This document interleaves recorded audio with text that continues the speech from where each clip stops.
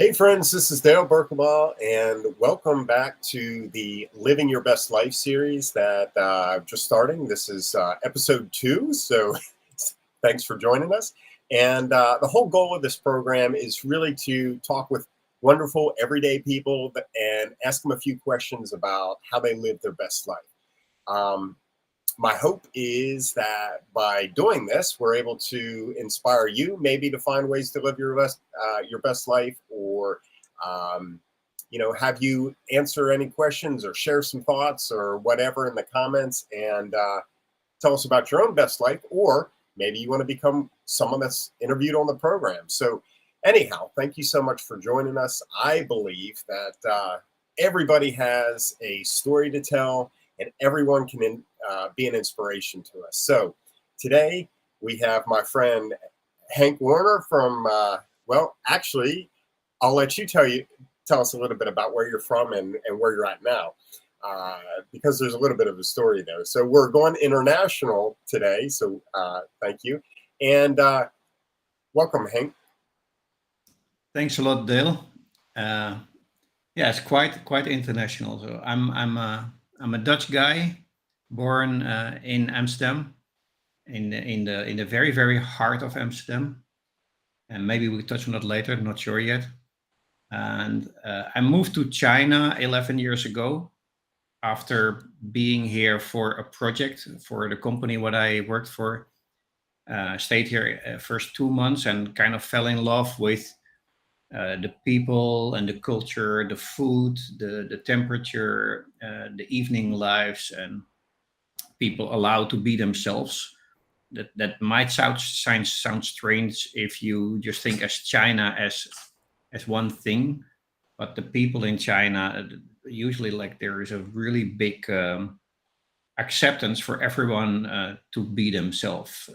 And I mean, that's of course a wonderful place to live in if like less aggression and things. Maybe we can touch on that later. Anyway, well, let me jump in real quick. The funny thing is, my travels to Amsterdam, I was impressed. Coming from the States, I was highly impressed with the inclusiveness, the acceptance in Amsterdam. It was one of the things that really stood out to me, because in the States, we are very focused on America, whatever, and so I loved on the not always. Like I've been in New York when the Twin Towers were still standing, right? And I was really surprised that I saw Muslim people walking in their traditional clothes, but they're typical American New York people with their cap and whatever. And not only them, like I saw that from all different kinds of people. So that was much more inclusive at that moment than what I got used as a feeling from Amsterdam. Now, maybe your opinion from Amsterdam, and I do think it is very inclusive, like gay life or gay marriage. I think we were one of the first who had gay marriage. So yes, for that part.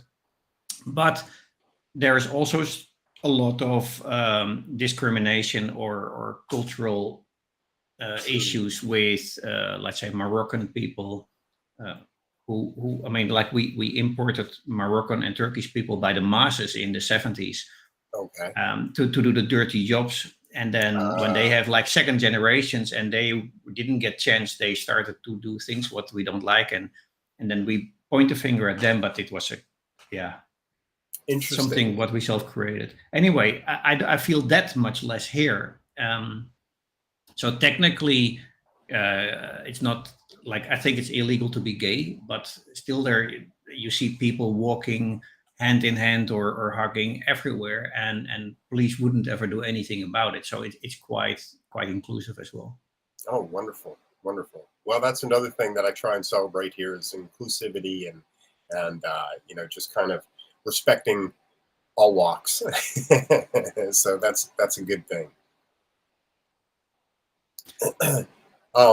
So one of the questions that I kick things off with is based on the brand. So the company name is Hellagood Life, and everyone sort of has their own impression on what that means. So, so my question to you is, what does a Hellagood life mean to you? I think to me, Hellagood Life, I mean, and I think it has multiple meanings depending on the situation what you're in, but you try to grab it as global as possible. It's like being allowed to be who you are and live reasonably stress-free and feel complete.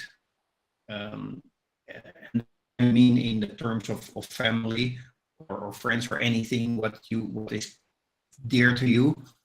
For me, it also includes having goals in my life, which like are compatible with me, my mission in life, my drives, and seeing progress on reaching those goals. I mean, don't necessarily always have to reach goals, but at least seeing the progress gives a good sense of fulfillment. Awesome. I think that's really good. Seeing the goals and making progress is a huge thing that I look to or maybe find joy in the progress and kind of seeing that things moving along always brings a lot of joy. So I have this question that I throw out that's a little bit of a curveball, where I ask three different questions, and you can choose any one of these to run with. So don't get hung up on any specific one, just whatever feels most comfortable, most fun, that sort of thing. And so here are some of the questions. What brings you the most joy? What inspires you? And the last one is, what is your superpower? So either one of those, any one of those really kind of strike a chord for you? Yeah, all three are fine. What gives me the most joy is when you see people feel really kind of happy if you've helped them. When and that can be in my professional life, and it can be just in the street. Like if I see an old guy on a tricycle full with garbage wood, and there's a kind of a hill, and you see him getting off and pushing that thing up, and you know that he's very likely doing that to bring that wood somewhere to get like 50 cents. Then I get off my shared bike and I help push that trike up, and then you first see him shake like, what the hell, suddenly this trike is getting much lighter. And then when you're up the mountain, there is so much gratitude from like, because it's so unexpected. Right. And it gives in 1 minute, it's 1 minute push, and in that 1 minute it's so much pleasure for this person that this part of his life was suddenly a lot easier and unexpected, that maybe that a foreigner there in his country suddenly decides to put his shared bike on a set and help push his trike up. And these very simple things that give such an amount of joy. You can see it in their eyes. There's like life and fire in those eyes. And I mean, that's the best thing in the world. Right. Right. That is really wonderful.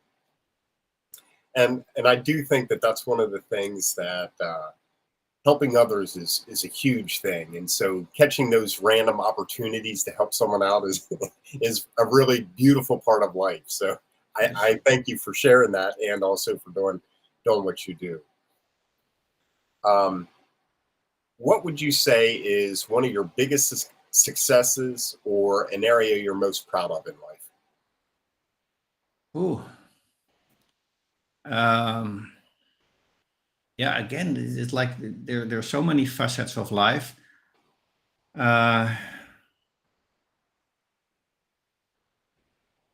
So I have four wonderful kids, but I still cannot say that I'm not ready with them. So they're not yet my biggest successes. Like they're doing pretty okay. I think right now I finally succeeded to do one thing, one goal of my life, and that's a little bit like little bit back 2016, I started a makerspace in China, kind of out of a necessity because I wanted to join a makerspace and visited a lot, and there were no real makerspaces here, so we started our own. And then quite quickly, it became very busy. There was a need for what we did. And then I started to think, like, until then, I had this thought, like, I just want to have a successful company. It doesn't have to be big, but I want to be able to provide for my family. And when I started to have this makerspace, and it's sort of like we're helping people a lot because they have this goal of creating a hardware product. And we have like this community of people who know how to do that. And they all hang around in that makerspace and they help each other. And I saw that I was really helping people moving forward on their life. And I started like, so what do I want to reach with my life? What is my goal? And I had this question for myself, like, would it be technically possible to have a positive influence on the quality of life of every single human being on earth? And there's of course a big doubt about this, but because I'm in this industry where people can create solutions, I thought, well, what if I would be able to help other people reach their goal with putting hardware products in the world? And if that hardware product is not like some kind of plastic gimmicky fidgety thing, but if it's something that Uh-oh. Looks like we lost Hank there. Uh, hold on, folks. Let me just see if I can reach out to him, make sure everything's okay.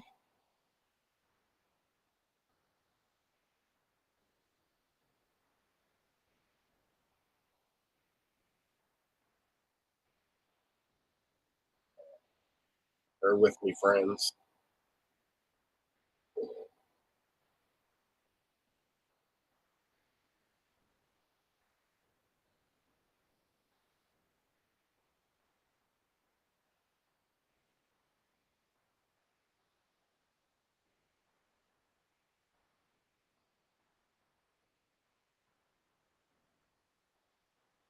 Okay, hold on. Let's see. Bear with me a second while I get him back in here with us. Let's see.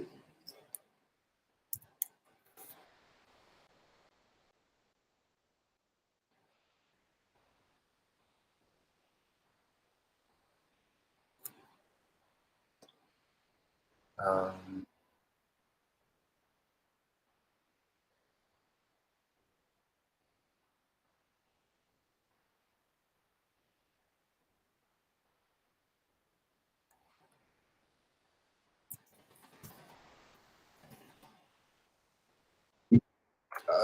let's see. Yeah. Okay, sounds like you're here. Okay. Yes. I refreshed the URL and then I was back. Okay. Yeah. Okay. So, sorry What about that. what what what was the last thing you got? I kind of lost my train of thought there because I was Yeah. jumping around. So I think I left off by when the makerspace kind of kicked off, and I noticed that we were helping people like maturing their products. Yeah. And I started to think about, yeah, what is my purpose in life? What do I want to do with this? I know I have something here, but what does it mean to me? Because like if something doesn't mean anything to you, I mean, then you have no connection with it. It's not going to last forever.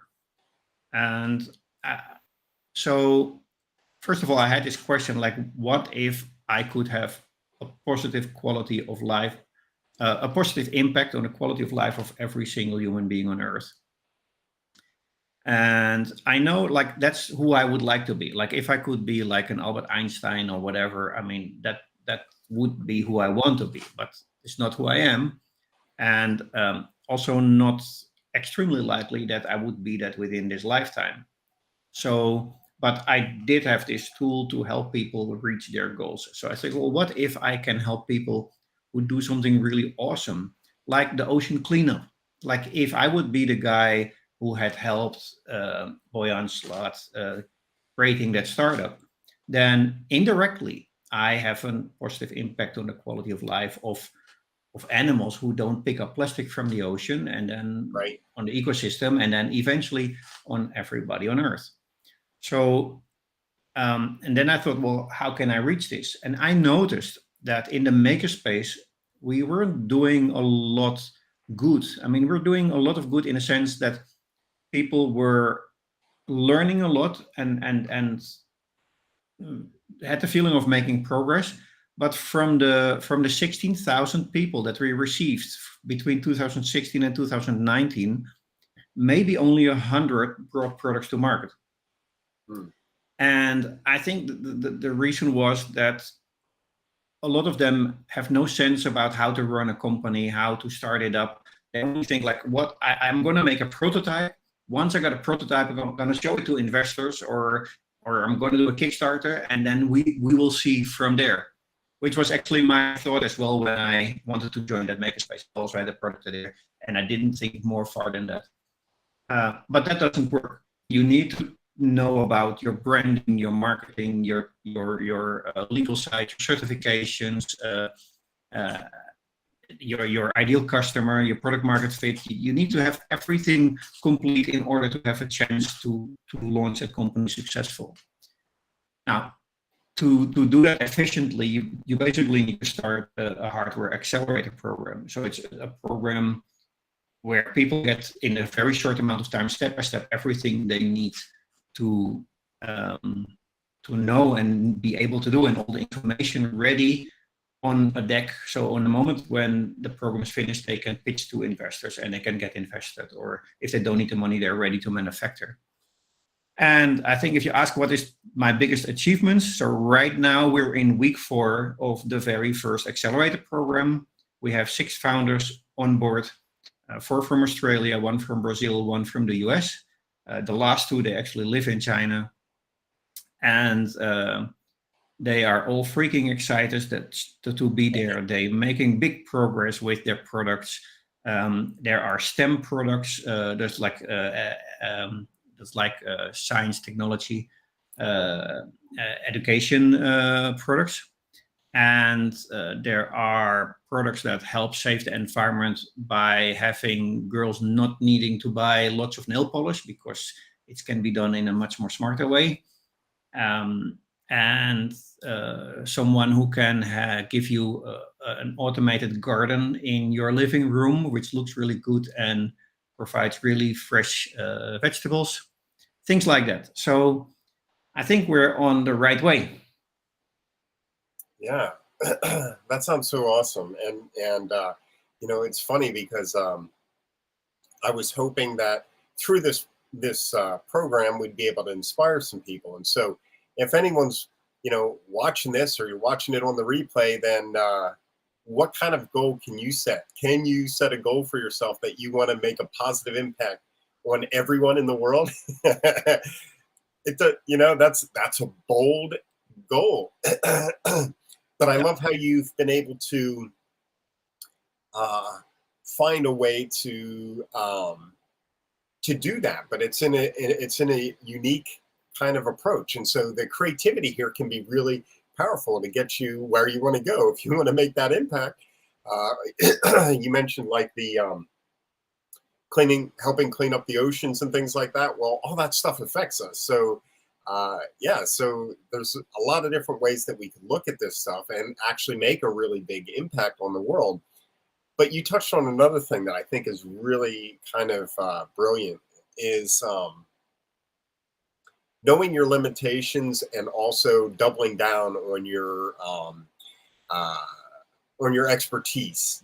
So you mentioned not being the Albert Einstein per se, but you're great at this idea of makerspace and creating that, and then helping people create their business, and then also seeing where some of the pitfalls are, and kind of stepping in there to sort of assist and that sort of thing. So really pretty awesome what you're doing there. It's exciting. Yeah, and everything without taking investment from the outside world. I mean, everything just bootstrapped.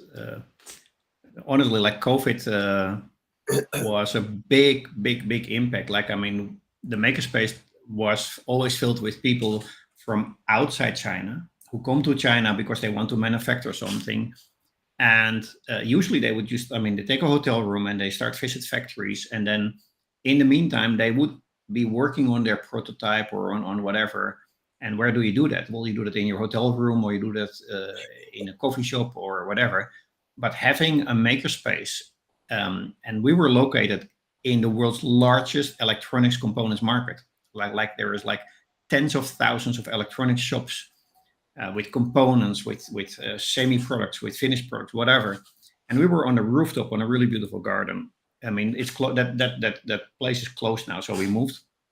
But I mean, can you imagine if you come do that, and then there is like a living room with like-minded people doing similar stuff on top, on the rooftop of the world's largest electronics market? I mean, like, how sick is that? I mean, so these people, they come to China for 1 month or 2 months, depending on how their visa is, and they use us as their living room, and they talk to people, they get advice, and even people who are not a member, they can benefit from this. And we do events. We had like fun, fresh hacker parties where people make their own pizza. So we make all the ingredients. They roll their dough, they put the sauce, and then we have a charcoal pizza oven on the rooftop where and then they share their pizza because they can't eat it all by themselves. So everybody shares with each other.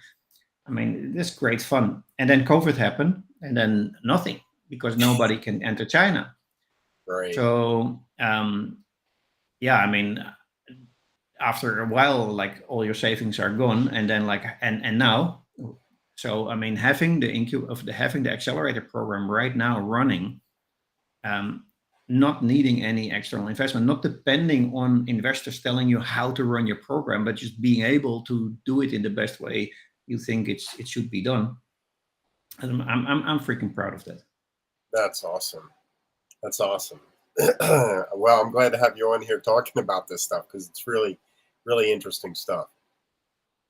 I guess one of the other questions that I had was, what is one of the biggest hurdles or challenges that you've had to overcome in life?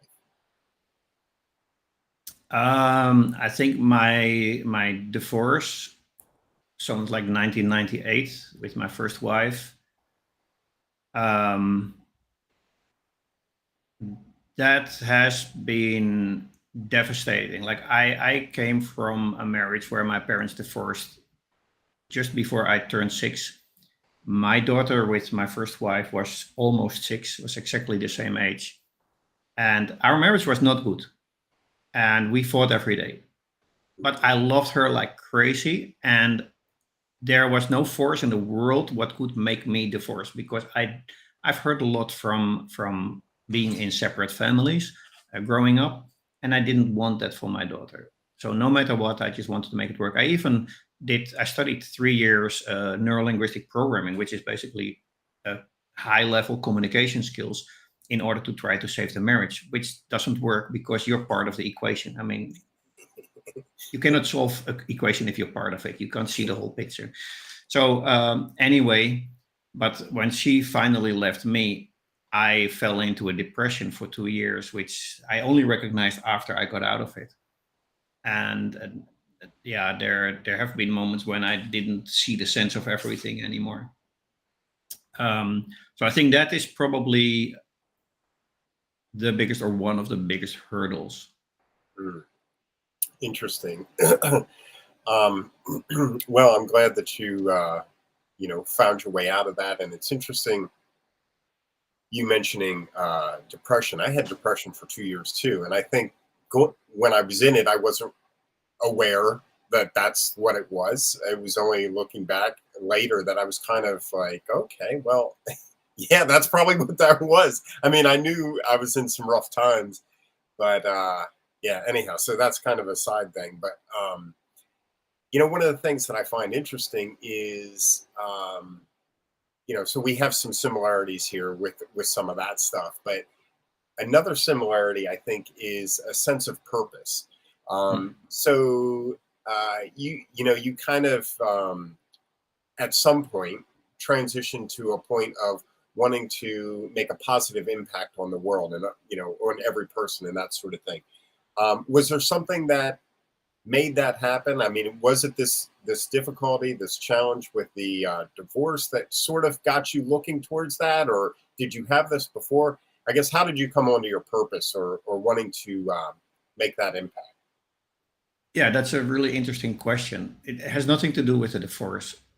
I know that from a very early age, I had some kind of, yeah, unique thoughts. Um, like I wanted to have school on Saturdays because I loved going to school. And I Mm. walked in the street with a banner that we should have school on Saturdays by myself, demonstrating. Um, I didn't understand why borders exist. I had no clue why the heck, like there should be a wall and you cannot go there. And people, I didn't understand borders. Um, and I also, I was, I knew that one day I would be a multimillionaire. And it's not like I want to be no, there's some sense of truth, just like that you're alive. It's like it's just you don't even think about it. It's like and that came so naturally. Like I wasn't even busy with it. It was not a goal. It's just like it's a truth that it will be someday. And I didn't even care how, and I wasn't going for that. And I just knew it would be true. And that stayed with me for a very long time in my life. And I think that, yeah, until maybe things got difficult in life, it's like, oh, it's like I'm already 30, or it seems not really going in that direction. I still believe, but start to, crumble. Um, and it's still technically possible, although now it's not that important, and it's never been really like I don't really care about money at all, by the way, but um, I think the same sense of like if being a multimillionaire is an equivalent of being able to have a hella good life, and then I'm pretty on my way without the money. Like I mean, it will never be complete. Like my two oldest daughters live in Holland, who I love crazy much, and I can't really see them, and but they're doing well. And then I got my kids here, and then there's a lot of other things, and so there, yeah, there's things which will never be as perfect as you would like it to be. But if you are able to accept those limitations, then within those limitations, I'm pretty well on my way of having a hell of a good life. Yeah, I like to hear that. And that's that's an interesting thing too, because being a business owner and being in business for a long time, I think I've had I don't know, maybe mine have been more of a goal to try and hit some sort of $1 million kind of status or multi-million-dollar status and things like that. But it's not something. I think it's more important to focus on what's right here in front of us. And but I do think with the purpose, it helps define your direction. And I think you mentioned this earlier too, before we were talking about purpose specifically about longevity, like being able to stick with something for a long time, and it needs to be something that you can constantly get up and get after, even on those rough days, right? So question one in of week one in our accelerator program, the title is passion. So what are you passionate about? And the first few questions are in that direction. And the very basic reason is like if people are not passionate about what they do, they will probably drop out of the program, but they will certainly um, not stick with that startup what they're doing for the next 10 years. Right. Because if you're not passionate about it, I mean, no matter how good you do it, it's a rough ride having a startup. And if you're not passionate about it, forget about it. It's not gonna happen. Yeah, so true, so true. Business is it has its ups and downs, and you gotta um, you got to push through those tough times to get to the. Well, at least you can meditate about it. I mean, you can calm down. I mean, it's like you have the perfect tool to get through. That's true. However, my original business wasn't meditation, and I didn't know anything about meditation for the first 15 years or so. So, it was those some of those rough times in that first 15 years that kind of pushed me into learning about meditation and whatnot. So, but that's a great point that, we need to find some sort of self-care that we can kind of, purpose is important, but I believe having some sort of self-care that we can, whether it's exercise or, something else that's outside of just the business, so we can get our head out of the game for a little bit and just kind of relax and unwind and let it go for a little bit and then come back to it. All that stuff I think is important. And so there's another question that I throw out to people on this. And so I'm curious, do you have one tip for viewers to how they can live their best life? I think first of all, I think that yeah.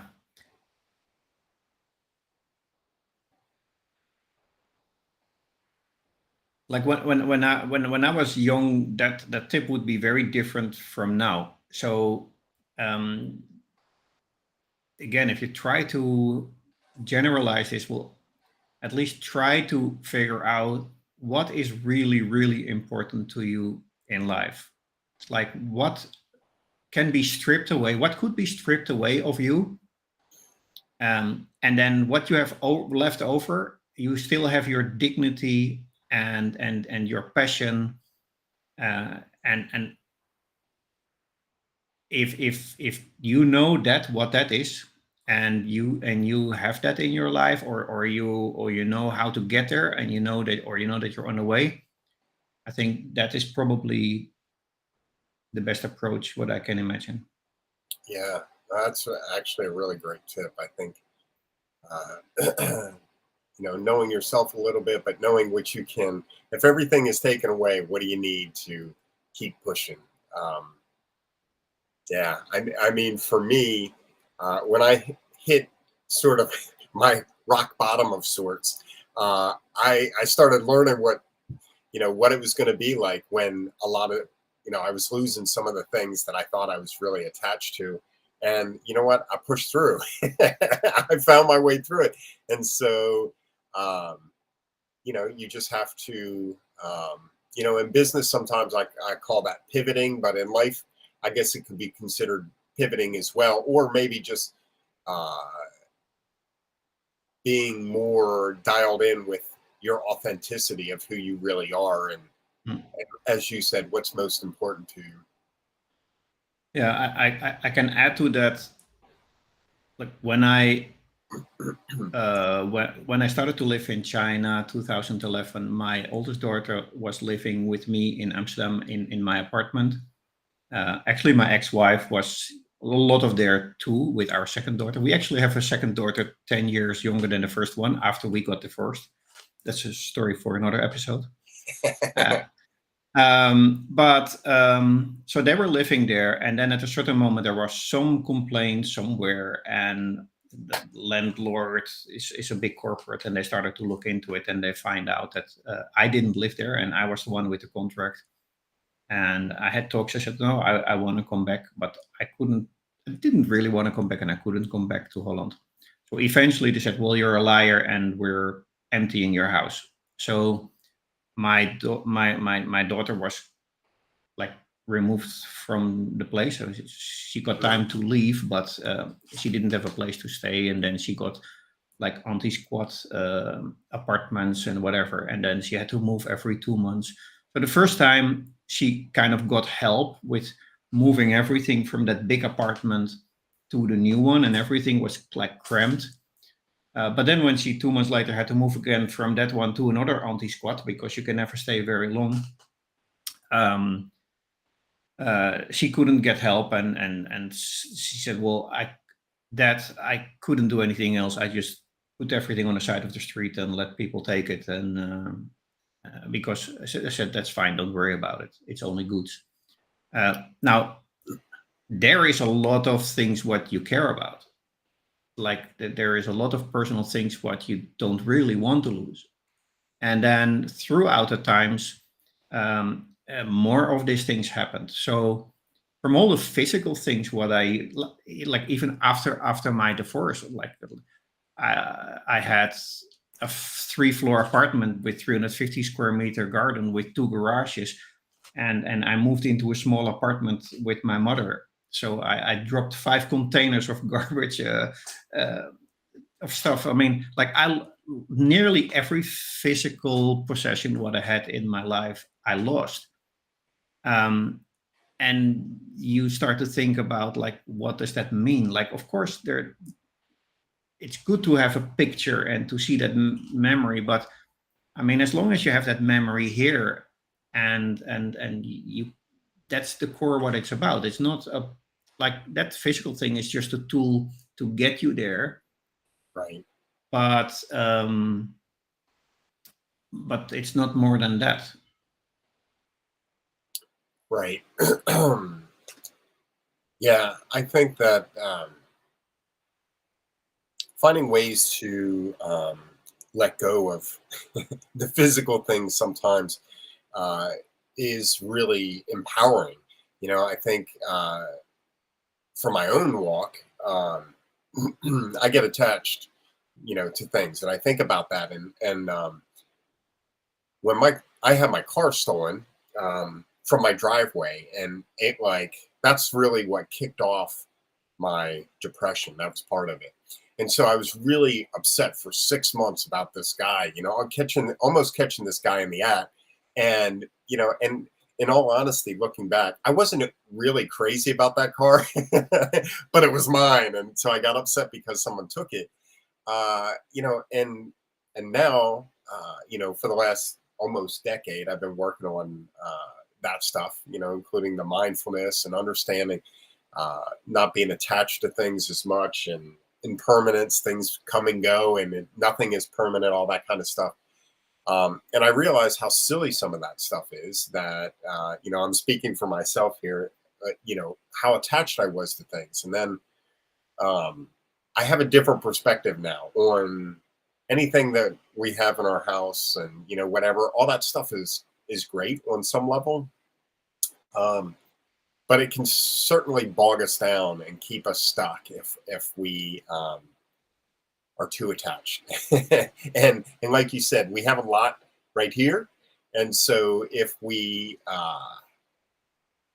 yeah. So anyhow, there's a lot of freedom that we can get from letting go of the physical sometimes, and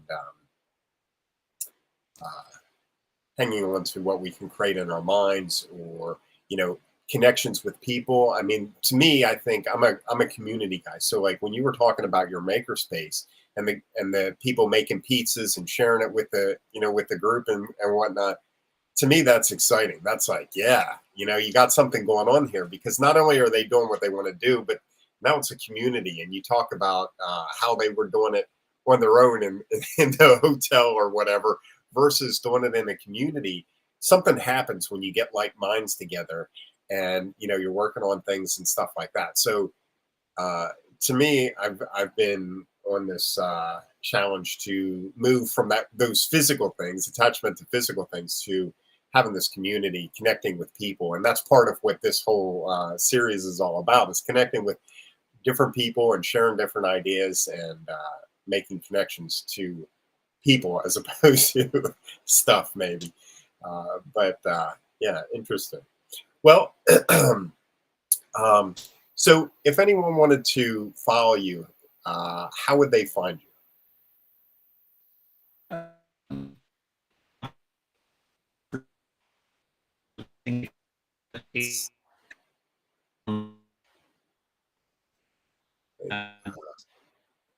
There are some about the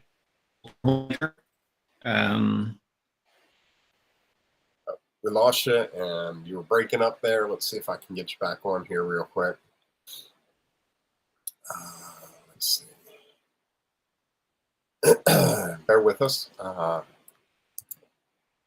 viewers, as I try and get Henk back on here. So,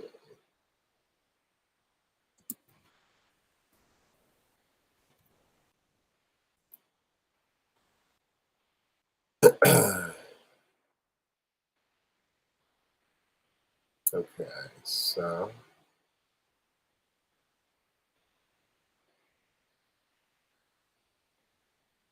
let's see.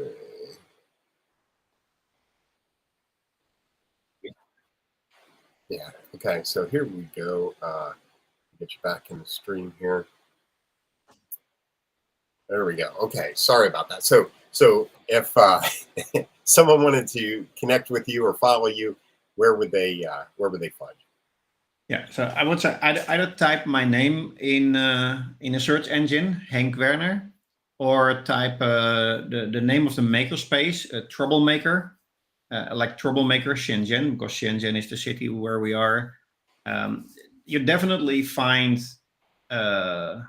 leads. So I'm on LinkedIn, I'm on Facebook, the makerspace as well, and everywhere there are ways to reach out. Of course, the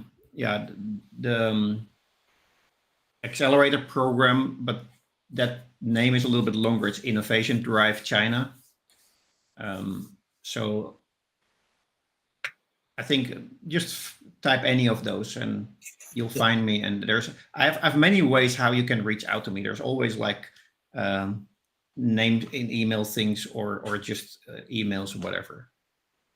Okay, awesome. Let me see here. So we have House of Wax here is sharing something. So if your possessions have gotten you to where you are, how do you let them go later in life? Oh, if your Any possessions have thoughts on gotten that you one? to where you, well, I'm not sure if it was my possessions that have gotten me to where I am, except, well, my car got me somewhere at a certain moment in my life. But for the rest, I think it's your personal drive that gets you somewhere.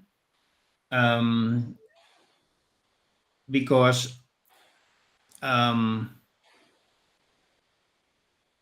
there are people who have nothing in their life and they still reach something. I mean, and now with internet, there's a lot of these videos how you can see people who have nothing and then reach something really big and make an impact in life. It's usually not the possessions what they have. It's their drive what gets them somewhere. The possessions are usually the result of your drive, because on your way to getting somewhere you make money and you get the possessions. I don't think it was the possessions that got you there. The possessions are a byproduct of your drive of getting somewhere. Yeah, I would agree. I think that as a business owner, I think that with the possessions that you have, um, if that's your competitive advantage, then anyone can come in and buy that possession and then be where you are. So I like what you're talking about as far as your drive and your who you are as an individual is so unique that it's going to be something that someone else isn't going to be able to replicate. And so you're going to have to dig down and use that drive or use that passion uh, to go where you want to go or push yourself to that next level. I, Are th- kind I of my think thoughts. I think there's probably one um, thing what I can think of where possessions can help you go further, and that Okay. would be if you are an investor, because money is a possession, and if you can utilize money to kickstart or to have other enterprises take off, and you can take your benefit from that, so you get more money from that. Then, like if you would lose all your money, of course that would be a major setback, because that's then the tool what you use to get further in life. But that's the only one what I can think of where that would apply. For the rest, it's just your drive.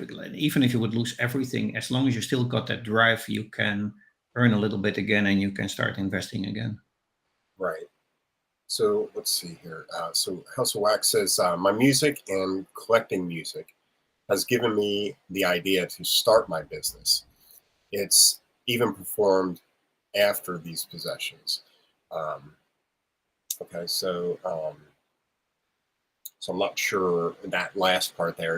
It's even performed after these possessions, but if the music and the collecting is what got you in business, that's all. That's like the Kickstarter of the idea, the passion, the drive, and he Wax is a guy that has a lot of music and connects it with mental health and things like that, and is doing some amazing work. And so, to me, you're doing some stuff that is way beyond just the physical products itself. That was just the thing that kicked you into the space, or maybe gave you a platform in my eyes. And it's interesting to kind of think about that. Let me see. Yeah. I think he clarified here. Platformed after these ideas. Yeah. Yeah, this reminds me about a good friend of mine, Angelo. He lives here, and he was doing some motivational training stuff, but that was not really who he was. And he got through difficult time, but he also plays a small electronic keyboard, and he started to do meditation sessions for people with that keyboard. And that grew into a business where, I mean, even he's invited by corporates to play his little electronic keyboard and help people get down to themselves and get their core values straight, and he kind of connect that motivation, but he uses music and meditation to as the base. Right. And he's freaking having a hell of a good life, because he's loving what he's doing, and it's totally congruent with who he is as a person. That's awesome. And I think that goes back to that piece that we were talking about earlier too, is finding who you are specifically, where your area of genius is and expertise, and double down on that. You are the powerful thing in your life. So that takes a little digging sometimes because we can get distracted by so many different things. But when we kind of happen onto that and realize it, and just like he kind of transitioned or pivot, like I said earlier, into the keyboard thing and the meditation thing, and now it sounds like he's sort of thriving. That's a beautiful place to be. I mean, talk about enjoying the work that you do and having a lot of fun and inspiring people. That's really awesome. But also, can you imagine that if he didn't have a difficult time in his life, he would probably never have found out. He would just have because like then you just keep doing what you're doing, and there is something in you which doesn't feel complete, but you wouldn't do anything, or because you're so busy with just living your life. And I think you need to have friction in your life. You need to have some problems in your life to start thinking, because otherwise you just live your life and you think that that's it, and you feel kind of content with it, but you will never figure out who you are as a person. And maybe you don't have to. I mean that's fine. I mean, maybe you're blessed if that's the case, but I mean, for me, I'm actually quite pleased that I'm not pleased with the difficult times, but I'm pleased with being able to figure out who I am as a person. Right. Well, that's one of the things that,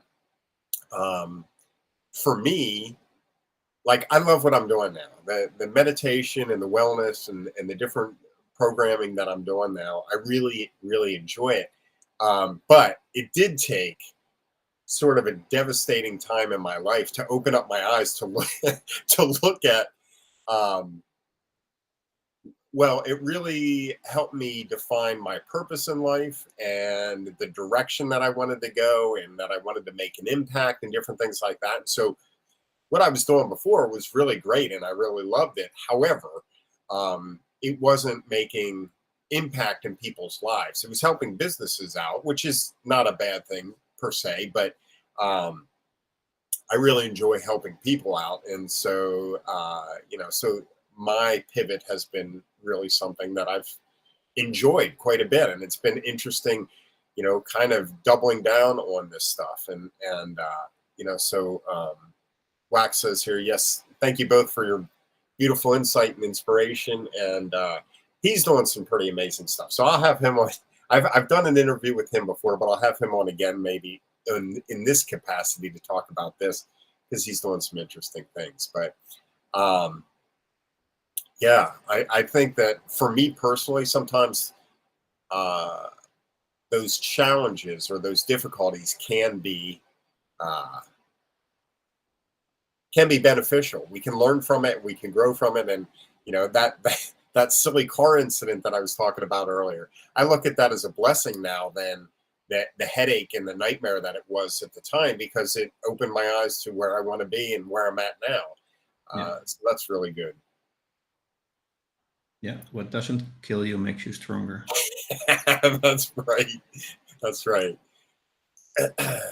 Okay, so let me see here. So I guess I wanted to also share. I don't know if you know anyone, Hank, but I'm going to be looking for more people to do some of these episodes. And so, if you'd like to be on this show, share your thoughts in the comment, whether you watch this on the replay or you're watching it right now, and or if you know someone that we should interview and have on the show, please let me know that as well. And of course, like, share, and subscribe if you're on YouTube, if you're on Facebook, whatever. If you know someone that needs to hear this story, this wisdom that Hank has shared with us, then please share it and pass it on. So, okay, well, that's pretty much it on my end. Any last thoughts, Hank? I'm pretty content as we are, Dale. Very good. Okay, so we have a Facebook user, but I'm not sure who that is. It says, thank you for sharing. Thank you for watching. I appreciate you being here. Okay, well, that's it. We're going to wrap things up, and we'll catch you on the next video. Have a great day.